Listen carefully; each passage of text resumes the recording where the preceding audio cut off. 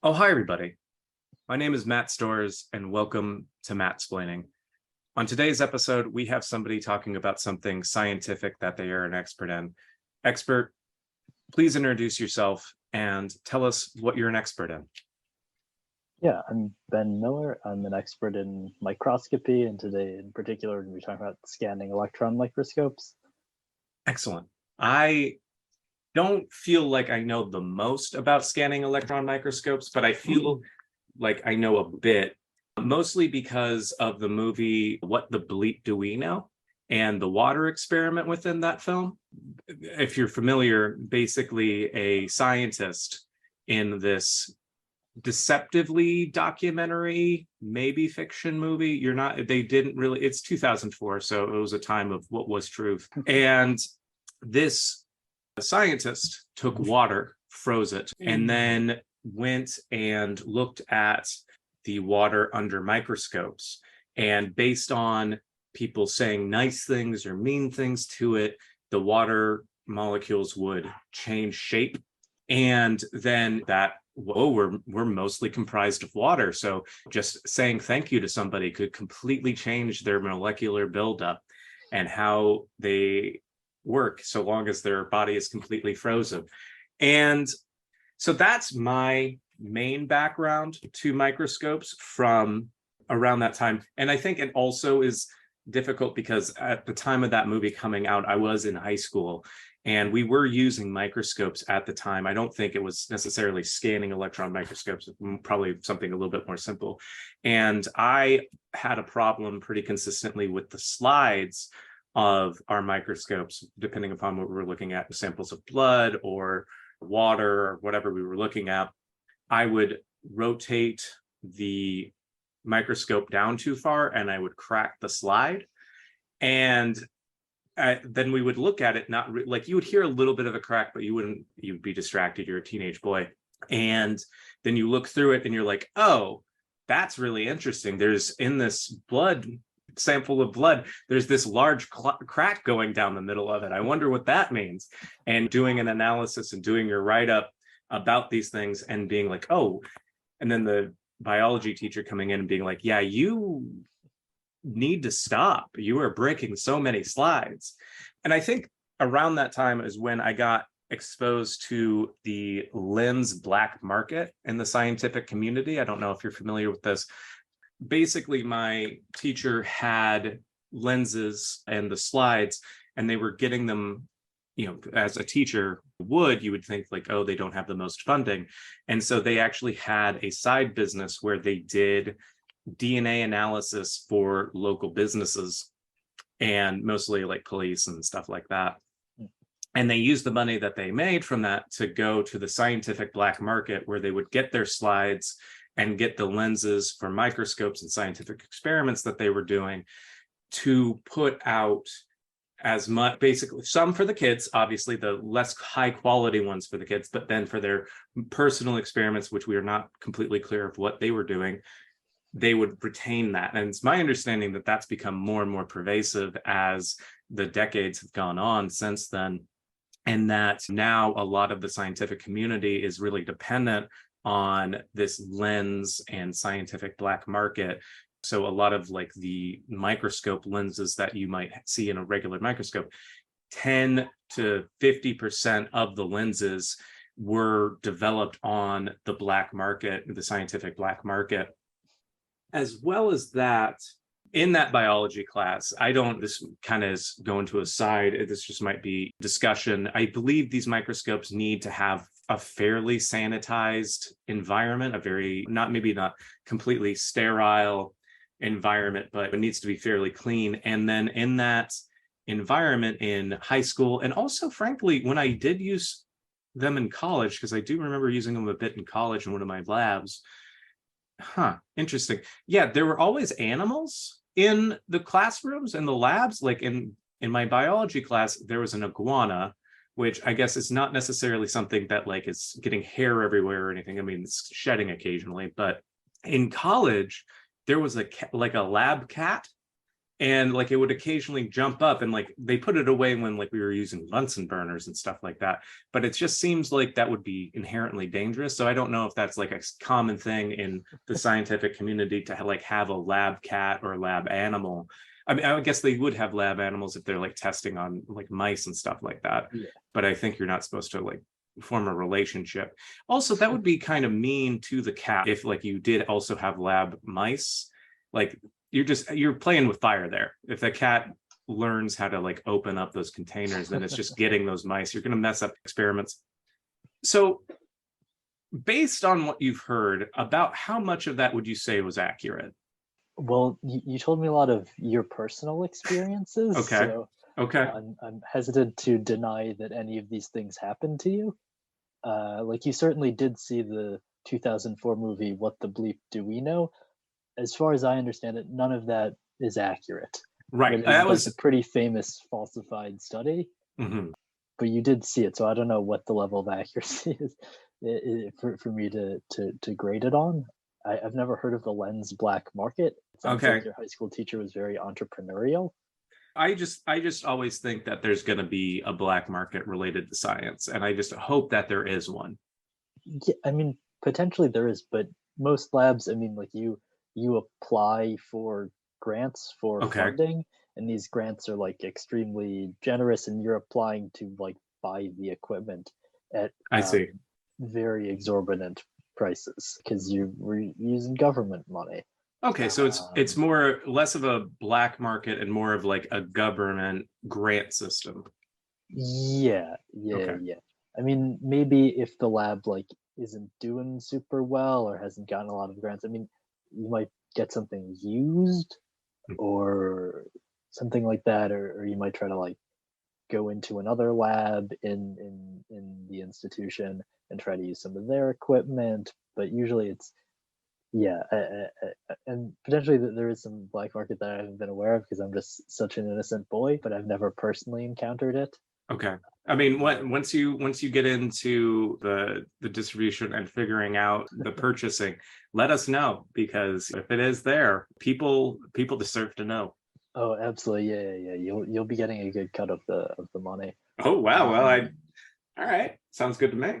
so at no point did you even begin to describe a scanning electron microscope. So I think in that Yeah. respect, you did happen to fail. Okay. But it was Okay. very interesting. I very much enjoyed hearing about your personal experiences by you cracking the slides and stuff. I've Yeah. definitely made mistakes with even more expensive Hmm. microscopes because generally they'll the nicer ones will have like electronic stages. I mean, I enjoy like the fine tuning of like manually touching all the knobs and stuff, Hmm. but a lot of them have like electronic stages that will naturally just stop at certain points that they're not hitting into the sample.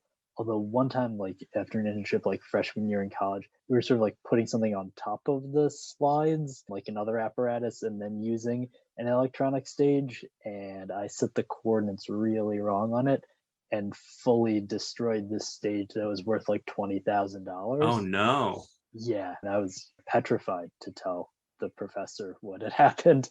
Yeah. And luckily, they were pretty chill about it, but it was a little bit more than just like a glass slide that's worth 10 cents, a dollar max. Like, Hmm.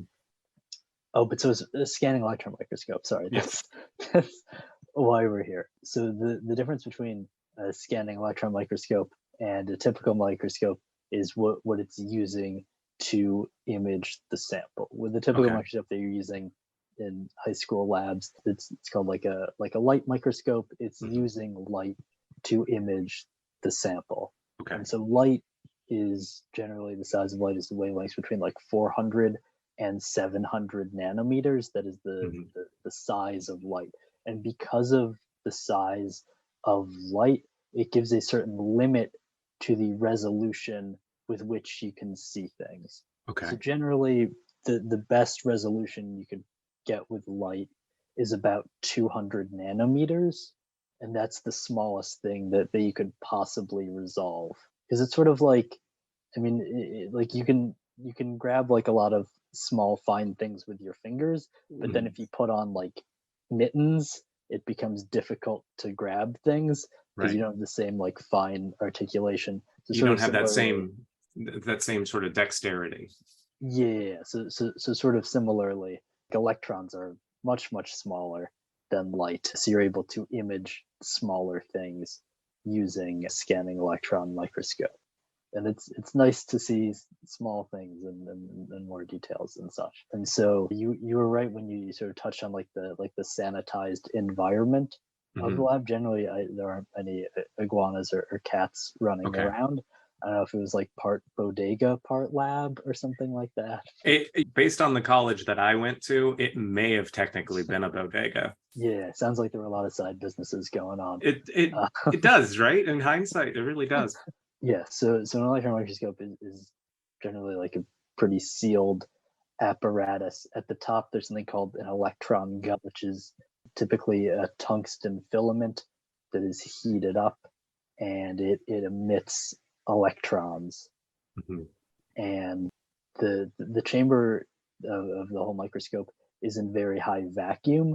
Like Okay, essentially, you want to be taking out all of the air molecules because that will get in the way of the beam of electrons. that makes sense.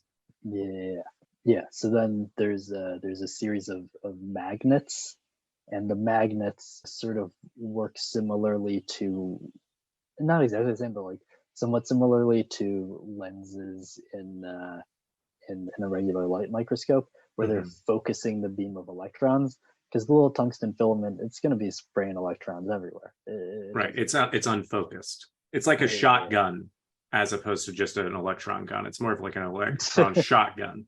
Yeah, although if you look at like the fuse that Mhm. holds the filament after the filament is burnt out, because eventually, I mean, you can get like a decent amount of life out of these filaments, but eventually they do like burn out. And Okay. so if you've ever replaced a filament, you'll see like on the base of the filament, there's some like discoloration from just like electrons being shot completely Mhm. in the opposite direction as well. Mhm. So it'd be a very bad shotgun if it shot some bullets forward and some back at you, and you're like, well, I guess I'm dead now. Yeah, that wouldn't be the That's best design. fortunate. Yeah, with the discoloration, what is the discoloration? Does it have, is it just kind of like a darker hue of the item, No, kind it of like a looks sort of like stain? if you've ever like spilled gas when Mhm. you're like pumping your car, and then it's sort of like multicolored different layers. It looks sort of like that. So kind of There's like iridescent in a way. yeah, Very cool. exactly. Yeah. Yeah, so we've got yeah, we've got the lenses or the magnets to focus them down. They're actually called condensers, might be the proper term for it. And then it forms this small beam of electrons that you scan over the sample, Mhm. sort of like the old CRT monitors almost. And that's sort of Yeah. how it forms an image by scanning over a certain area. And then there are a couple different collectors that you use to detect the image. So that's the basic premise, and we can go a little bit deeper. Or do you have questions at this point in time? No, I mean, what this has been very insightful. It's the most common instance where you'd be using one of these. It just sort of depends on like what type of lab you're in and what sort of stuff you want to be doing. So I mean, there's certain labs where you might be using it every single day. There's certain labs where like maybe occasionally you've made like a sample and you want like a very particular image of like the morphology, like the shape of the sample at a very small scale for like a paper for publication. Mhm. Yes, yeah, it just sort of depends like what sort of work you're doing. And oh, and you can image like all sorts of things. The easiest thing to image is something metal, because you generally need your sample to be conductive, Okay. because it'll dissipate the electrons. Mhm. Because if the sample is not conductive, what happens is something called charging, where like Okay. you're shooting a bunch of electrons at it, and the electrons build up on the surface of the sample and then start repelling the beam of electrons. The image gets all like fuzzy, Mhm. and you can't really see it well. So for non-conductive samples, you do something called sputtering, Okay. where you put like a thin coat of metal on it. Usually gold is the most common metal, and then you can image just about anything you want if you put a nice shiny gold coat on it. That's fantastic. And where would they source their gold?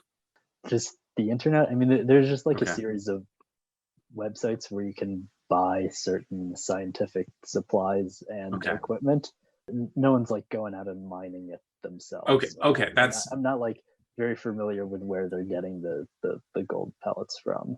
okay. So, but yeah, so it's not necessarily like from 6 a.m. to 9 a.m.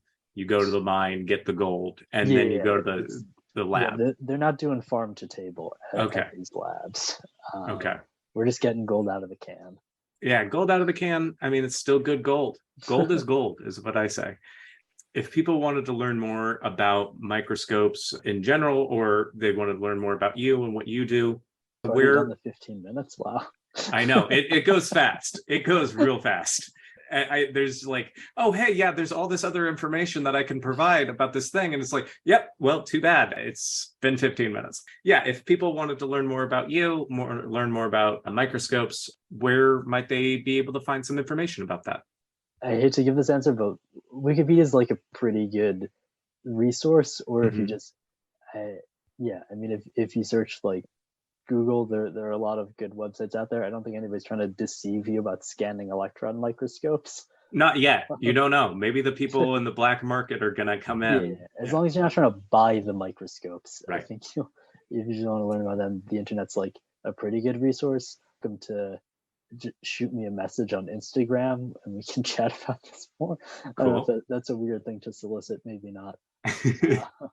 And do you have We're all anything coming friends. up where people might be able to see you? Oh, thanks. Yeah, so I also do stand-up comedy. And so I have a show at Grove 34 in Astoria on Saturday, November 19th.